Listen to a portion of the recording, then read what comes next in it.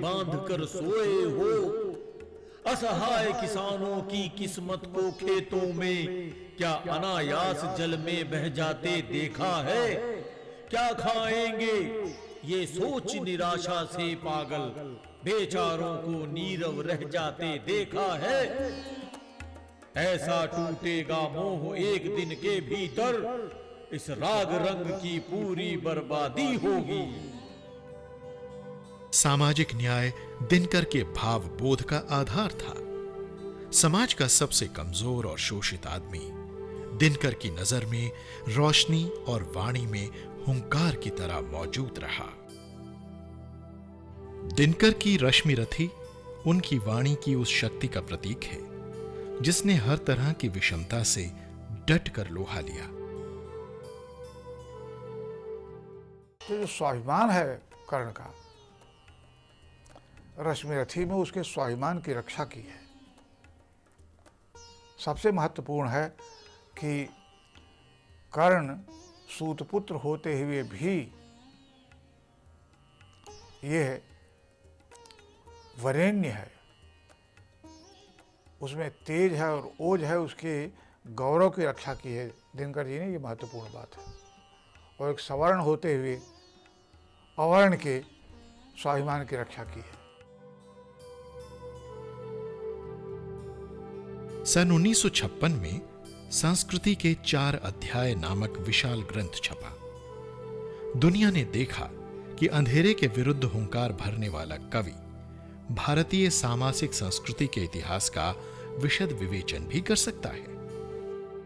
इस संस्कृति के 4 अध्याय में दिनकर कहना यह चाहते हैं कि यह जो जिस संस्कृति को हम बहुत शुद्ध रूप में प्रस्तुत करते हैं, इस संस्कृति का विश्लेषण होना चाहिए, क्योंकि ये बहुत ही इसकी लंबी यात्रा रही है और ये बहुत सारे मिलावटों के बीच से होकर संस्कृत की धारा बहती है। संस्कृत पर बहुत गहरा चिंतन दिनकर का संस्कृत के 4 अध्याय में हुआ है। तो इसमें खास तौर से दिनकर जी की ध्वनि यह है कि संस्कृत में सहिष्णुता होनी चाहिए। कट्टरता का दिनकर जी विरोध करते हैं। संस्कृति में जब कट्टरता के तत्व आते हैं तो वो संस्कृति नहीं रह जाती, एक तरह की विकृति हो जाती है। संस्कृति के 4 अध्याय नाम से उन्होंने भारतीय संस्कृति पर बहुत सी किताबें लिखी गई हैं, लेकिन भारतीय संस्कृति के जो 4 अध्याय हैं, 4 युग हैं, जिसके पीछे बहुत गहरा अध्ययन है और उचित ही साहित्य अकादमी ने उस पुस्तक के लिए उनको सम्मानित किया। और यह भी उल्लेखनीय बात है कि जवाहरलाल नेहरू, जो हिंदी के शायद ही किसी ग्रंथकार की पुस्तक की भूमिका जिन्होंने लिखी हो, उन्होंने संस्कृति के 4 अध्याय की लंबी भूमिका लिखी है। तो दूसरा पहलू उनका ये है कि उनकी गहरी रुचि और गहरा अध्ययन भारतीय संस्कृति के बारे में। दिनकर की वाणी का अभिनंदन देश और समाज ने उन्हें विभिन्न पुरस्कार देकर सम्मानित किया। उनकी रचना कुरुक्षेत्र को साहित्यकार संसद, काशी नागरी प्रचारिणी सभा, उत्तर प्रदेश सरकार और भारत सरकार ने सम्मानित किया। देश के प्रथम राष्ट्रपति डॉक्टर राजेंद्र प्रसाद ने उन्हें पद्म विभूषण जैसे नागरिक सम्मान से अलंकृत किया, तो भागलपुर विश्वविद्यालय के कुलाधिपति डॉक्टर जाकिर हुसैन ने उन्हें डॉक्टर ऑफ लिटरेचर की उपाधि से सुशोभित किया। राष्ट्रकवि मैथिली शरण गुप्त ने सरस्वती पत्रिका की हीरक जयंती पर मान पत्र प्रदान करके और राजस्थान विद्यापीठ सम्मान देकर दिनकर के यश का और विस्तार किया।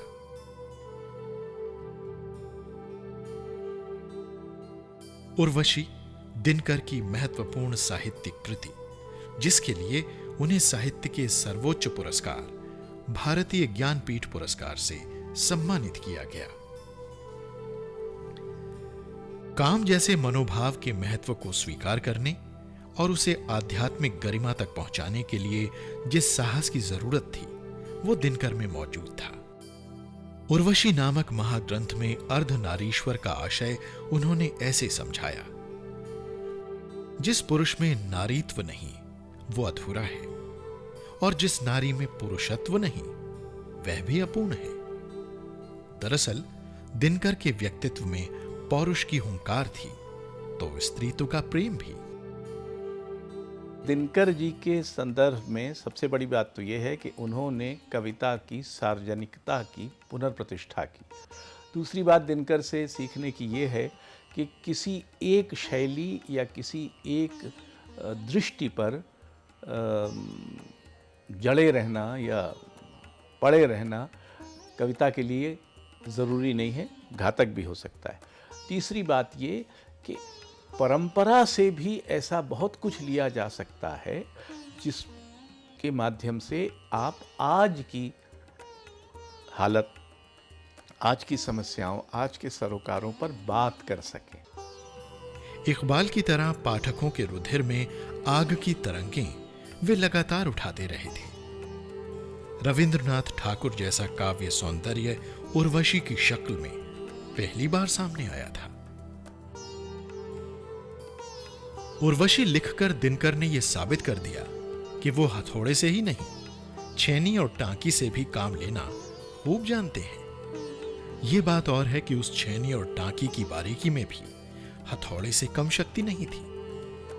दिनकर के हथौड़े की धार सब जानते हैं, पर कम लोग जानते हैं कि उनके हृदय में फूलों से भी सुकुमार कवि का निवास शुरू से ही था। सन 1962 में चीन ने भारत पर हमला किया और परशुराम की प्रतीक्षा के माध्यम से दिनकर का पौरुष एक बार फिर हुंकार उठा। राज्यसभा से सांसद के रूप में कार्यकाल समाप्त होने के बाद 1964 में दिनकर भागलपुर विश्वविद्यालय के कुलपति बने, लेकिन अपने स्वभाव के मुताबिक उन्होंने वहां के जातिवादी जमावड़े की उंगलियों पर नाचने से इनकार करते हुए इस्तीफा दे दिया। बाद में भारत सरकार ने उन्हें हिंदी सलाहकार के महत्वपूर्ण पद पर नियुक्त किया। दिनकर को तब दुख के अंधकार का सामना करना पड़ा जब उनके बड़े बेटे राम सेवक सिंह का देहांत हो गया। दिनकर गहरे सदमे में थे, लेकिन हारे नहीं थे। विपरीत पारिवारिक परिस्थितियों में भी उन्होंने अपनी जिम्मेदारियों को पूरा किया। कुरुक्षेत्र और उर्वशी की रचना मेरी असली उपलब्धि नहीं है। मेरी वास्तविक उपलब्धि ये है कि परिवार के शकट को हाफ हाफ कर खींचते हुए मैंने 9 लड़कियों के ब्याह रचवाए हैं।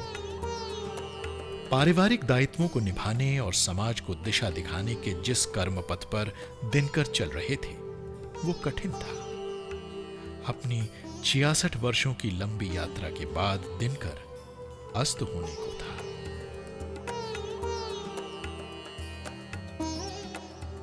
दिनकर एक काव्य गोष्ठी में भाग लेने तिरुपति पहुंचे। जब वो तिरुपति जा रहे थे तो मैंने कहा, आप तिरुपति क्यों जा रहे हैं? कहने लगे, मरने जा रहा हूँ। उस व्यक्ति को पता था मैं वापस नहीं आऊँगा, और मेरे ख्याल में पहली और अंतिम बार तिरुपति के मंदिर में कविता हुई, कविता पाठ हुआ दिनकर जी का, और आकर जहां उन्होंने रश्मि रथी के तीसरे सर्ग से भगवान कृष्ण के विराट रूप का पाठ किया। यह दिनकर का अंतिम काव्य पाठ था। तिरुपति में 24 अप्रैल 1974 की रात दिनकर को दिल का दौरा पड़ा और वे भगवान के विराट रूप में समा गए।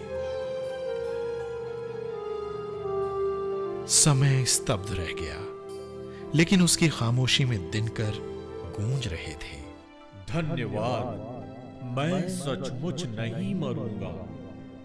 मरण कोट पर चढ़ जीवन की ध्वजा उड़ाकर मैं मृत्युंजय कवि प्रकाश की जय का गान करूंगा। दिनकर का पार्थिव शरीर पूरे राजकीय सम्मान के साथ पटना के बांस घाट पर पंच तत्वों में विलीन हो गया।